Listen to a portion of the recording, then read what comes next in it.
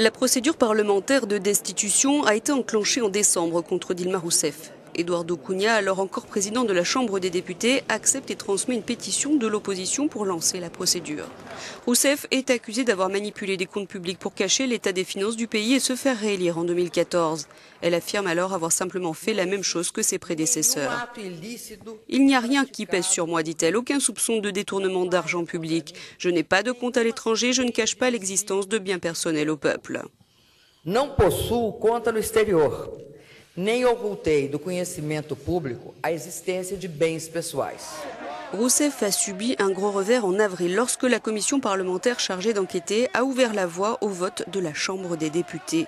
Vote qui s'est déroulé le 17 avril et lors duquel 367 députés sur 513 ont approuvé la poursuite de la procédure en destitution. Et donc, le vote du Sénat qui doit se tenir ce mercredi 11 mai. Mais dans l'intervalle, pour compliquer un peu plus la chose, la semaine dernière, le président de la Chambre des députés, Eduardo Cunha, a été suspendu.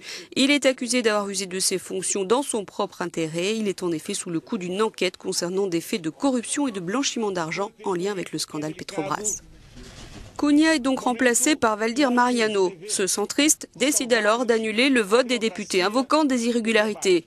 Puis il change d'avis sous la pression. Ce dernier retournement a créé un peu plus de confusion quant à la suite du processus. Le président du Sénat a même accusé Mariano de jouer avec la démocratie. Mais cela ne change pas grand-chose au final, puisqu'il avait déjà approuvé la suite du processus de destitution. Ce mercredi, si les sénateurs votent contre, tout sera abandonné. S'ils votent pour, et il suffira de la majorité simple, Dilma Rousseff sera suspendue et Michel Temer deviendra président du Brésil. Le Sénat aura alors 180 jours pour mener enquête et procès. À l'issue de cette période, les sénateurs qui auront assisté au procès devront décider d'écarter Dilma Rousseff ou non du pouvoir. Elle serait privée de tout droit politique et ne pourrait pas se représenter pendant 8 ans. Temer resterait au pouvoir jusqu'à la fin du mandat, soit le 31 décembre 2018. Mais Michel Temer, qui ne cache pas son désir de gouverner, pourrait bien lui aussi faire face à un processus de destitution en raison de soupçons de corruption, une perspective qui soulève des inquiétudes.